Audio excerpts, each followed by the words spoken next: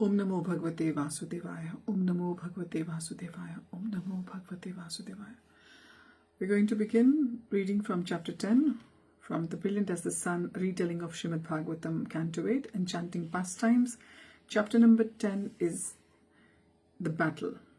Mukam Kruti Vachalam Pangum Langhete Girim Yat Kripatamam Vande Shigrum Tintarinam Paramananda Madhavam Shri Chaitanya Ishwaram Hari Om Tats. The Asuras jumped up, shouting at Ajita, "We have been deceived. You should have given us an equal share of the nectar." Ajita spoke calmly. "I churned the ocean and produced the nectar only to help the gods. Because unlike you, Asuras, they are my dear devotees." Ajita then summoned Garuda and mounting him returned to his abode. The Asuras were infuriated. "We will not tolerate this injustice." Raising their weapons, they advanced menacingly on the gods. "Attack them, slay them all, spare none." The gods, rejuvenated by the nectar, drew their weapons and prepared to defend themselves. Indra reassured them, "Remember Lord Narayan, he is always our shelter." The two formidable parties clashed in a fury, giving full vent to their long-standing mutual hostility. Conch shells, bugles, drums and trumpets combined with the cries of elephants and horses to create a tumultuous uproar. The Asuras' warriors were mounted on diverse carriers. Some rode on the backs of camels, some on huge monkeys, some on tigers and some on lions. Others sat astride vultures, eagles, hawks and geese. Warriors charged into the fray riding buffalo, rhinos, bulls, lizards, goats, deers and boars. Some were even mounted upon reptiles like crocodiles and massive shark-faced lizards, while others rode upon the fantastic Timingila whale.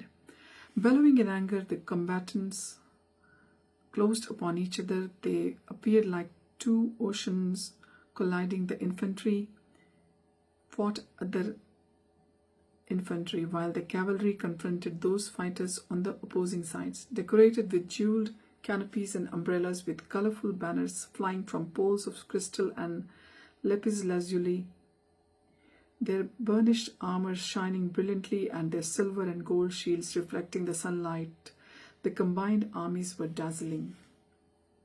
Celestial sages watching from the sky remarked, "We have never seen such fierce fighting. Just hearing about this battle will make people's hair stand erect." "Just see," said another sage. "The Daitya king Bali, son of Virochan, is seated on the wonderful aeroplane. Sometimes he is visible and then suddenly he vanishes." "Ah, yes," said another. "This plane is the celebrated Vahayasya made by the Asur Maya."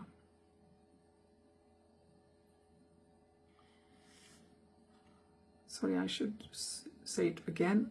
Vahayasa, made by the Asur Maya. It is equipped with all types of weapons. Its powers are inconceivable and indescribable. Another sage said, "See how majestic Bali looks, seated under its protective umbrella, fanned by an excellent charmer and surrounded by his captains and commanders. Yes, he resembles the moon rising in the evening, illuminating all directions." The first sage asked, "Who are these powerful heroes seated on chariots surrounding the Vahasya?" His companion replied,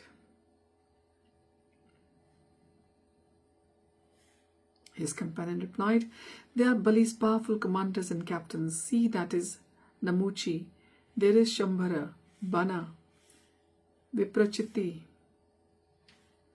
Ayonmukha, Dvimurdha, Kalanbha, Praheti, Heti, Ilvala, Shakuni, Bhuta Satapa, Vajra Damshtra, Virochan, Haigriva, Shankushira, Kapila, Megha Dundubi, Tarak, Chakradrik, Shumbha, Nishubha, Jambha, Utkala, Arishta, Arishtanemi, Tripuradhipa and Maya. All over there are the sons of Puloma, and there you can see the Kalayas. Over there ride the Nivat Kavacha." Another sage said, "I have never seen them so furious."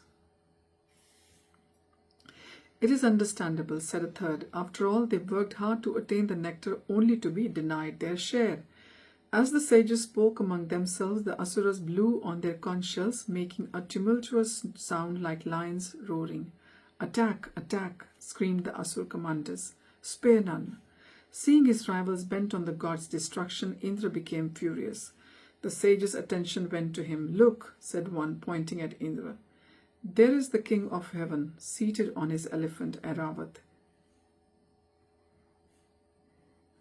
He looks like the sun rising above Mount Udaygiri, with its countless waterfalls. His companion said, His great elephant can go anywhere in the universe. Indeed, said another sage, and it carries a reserve of water to shower upon Indra. Wine too, said another with a chuckle. As the sages observed the scene, Vayu, Agni, Varun and other rulers of various planets, along with their associates, rallied around Indra to support him. They looked very splendid.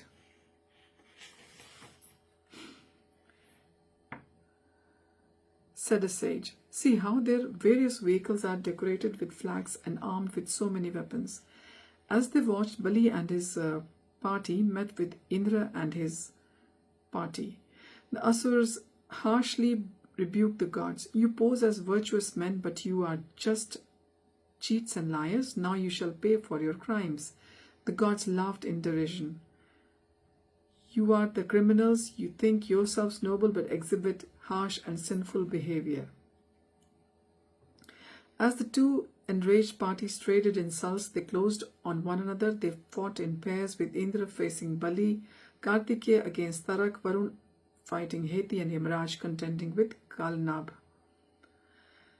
The god Aparajita fought with Namuchi, and the Ashwini Kumar's twins stood against Vrishparva. The sun god faced Bali's 100 sons, whom Bana hated, and the moon god fought with Rahu, his constant enemy. The wind god came against Puloma, and Shumbha and Nishumbha tackled the supremely powerful material energy Bhadrakali. And it's apt to read these lines because tomorrow Navratri begins.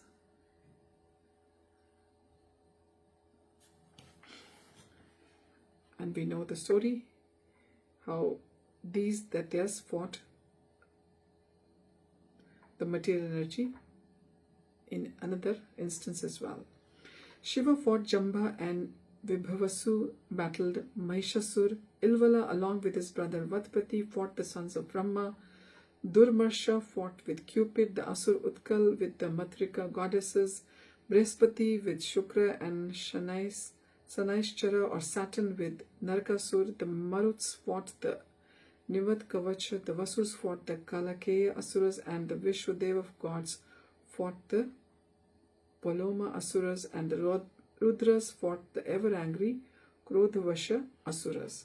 From all sides resounded cries of victory, victory, slay them all. Weapons collided thunderously, arrows hissed through the air, and severed heads thudded to the ground. Brandished here and everywhere were firearms, discs, clubs, spears, tridents, spikes, firebrands, barbed darts, hatchets, swords, iron clubs, hammers, and javelins. The ground was strewn with the mutilated bodies of the elephants, horses, charioteers, infantry soldiers, and many other types of mounts and their riders. Limbless trunks shorn off their ornaments and armor lay interspersed amongst the medley of severed arms, thighs, necks, legs, flags, and broken weapons. As the soldiers and chariots of both armies rushed this way and that, a great dust cloud flew violently into the air, covering all of outer space and completely obscuring the sun. Mixing with the continuous gushing of blood from slain heroes, it fell again to the earth, revealing a terrible sight. Decapitated heads of heroes with staring eyes and gritted teeth were scattered in every direction, interspersed with dismembered arms still clutching various weapons, and dismembered, bloodied legs and thighs resembling elephant trunks. Here and there ran decapitated bodies, having become ghosts. They continued to attack enemy soldiers, holding their heads in one hand and weapons in another. Bali fired a steady stream of arrows at Indra, Airavat, its driver, and the 4 horsemen guarding the elephant's legs. Indra smiled as he deftly countered those arrows with shafts of his own. Bali could not bear to witness Indra's military expertise. Unable to restrain his anger, he took up his Shakti weapon, which blazed like a great firebrand. Indra instantly cut that weapon to pieces while it was still in Bali's hands. Utterly incensed, Bali hurled many other missiles at Indra,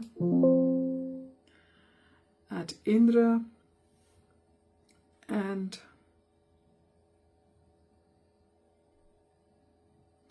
he took up his Shakti weapon, which blazed like a great firebrand. Indra instantly cut that weapon to pieces while it was still in Bali's hands.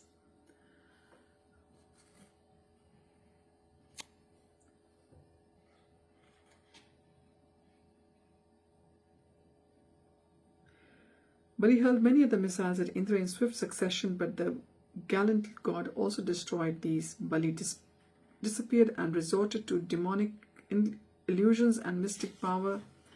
An immense mountain appeared above the gods, raining down blazing trees and stone slabs with jagged edges. Falling in great showers, they smashed the gods' heads.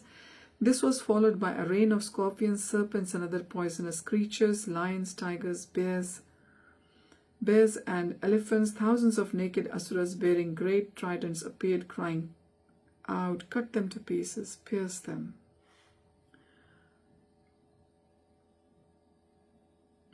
Fierce gales drove huge black clouds across the skies. With crashes of thunder, they showered down live coals. Bali invoked a devastating fire that swept across the field, scorching the god's soldiers. This fire, accompanied by blasting wind, seemed as terrible as a Samvartak fire which appears at the time of dissolution. After that, whirlpools that tidal waves sprang up on all sides, causing a fearful inundation. The gods became overpowered and dispirited as the invisible asuras unleashed these and many other magical attacks. Not seeing any way of defending themselves against these mystical weapons, they wholeheartedly meditated on Vishnu, the all-powerful creator of the universe. The lotus-eyed Vishnu immediately appeared, seated on the back of Garuda with various weapons in his 8 hands, and destroyed the asuras' illusions. The gods cheered loudly. All glory to Lord Vishnu. Simply by remembering you, one becomes free from all dangers. Kalnemi was the first Asur warrior to notice that Vishnu, seated on Garuda, had entered the fray. Mounted on great lion, he whirled his trident and flung it at Garuda's head. Vishnu caught the weapon in his left hand, flung it back at Kalnemi, instantly killing him and his lion carrier. Unable to brook this, the powerful Asur generals Mali and Sumali simultaneously attacked Vishnu. In an instant, the Sudarshan disc severed both their heads. Witnessing their death, the Asur named Malevan, roaring like a lion, attacked Vishnu. Whirling his spiked club, he first targeted Garuda, but before he could release his weapon, Vishnu's chakra weapon severed his head.